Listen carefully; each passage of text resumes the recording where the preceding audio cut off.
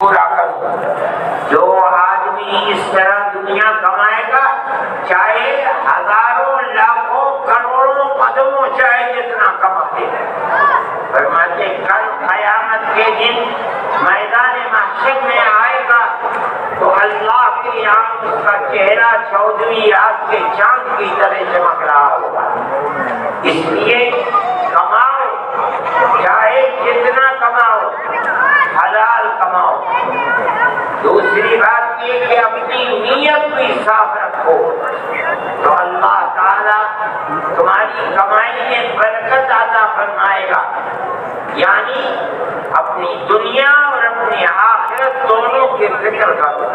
اسی کے ساتھ نماز روزہ مسجدوں کو آباد کرو۔ آج کل جوانوں کا حال بڑا خراب ہے، ہر بربادی کی طرف چلتے ہیں، شراب، جوا اور طرح طرح کی وہ چیزیں جو آدمی کو برباد کرنے والی ہیں، ان چیزوں کو استعمال کرتے ہیں۔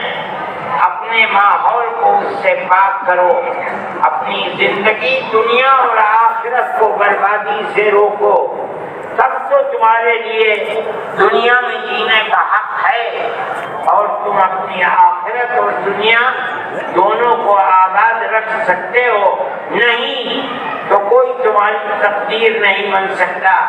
آج جن حالات سے یہ امت گزر رہی ہے، اگر نہیں سدھرو گے تو کل آنے والے حالات اس سے بھی زیادہ برباد ہوں گے۔ اللہ کسی کا محتاج نہیں ہے۔ اگر ساری دنیا برباد ہو جائے، خدا کی خدائی میں کوئی فرق نہیں پڑتا، اور ساری دنیا اس کی مطیع و فرما بردار بن جائے تو اللہ کی خدائی کے اندر کوئی فرق نہیں پڑتا۔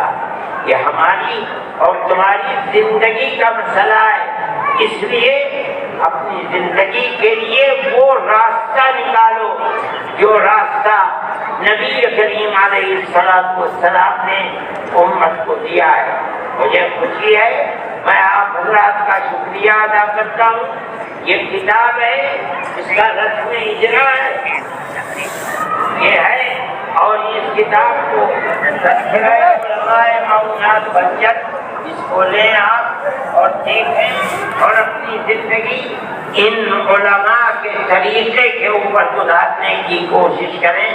میں دعا کرتا ہوں کہ اللہ تعالی اس شہر کے اندر خاص طور پر امن و امان قائم فرمائے، آپس میں میل ملاپ اور محبت پیدا فرمائے، مذہب سے اوپر اٹھ کر آپس میں میل جول کو اللہ تعالی پیدا فرمائے۔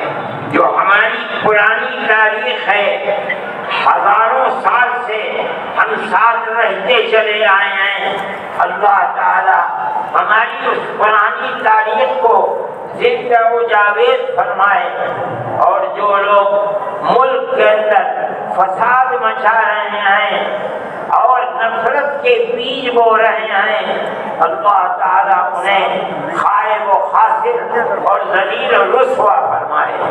اللہ ہماری دنیا کو بھی آباد فرمائے، ہماری آخرت کو بھی آباد فرمائے۔ وصلی اللہ تعالی علی خیر خلقہ سیدنا محمد وعلی آلہ واصحابہ اجمعین۔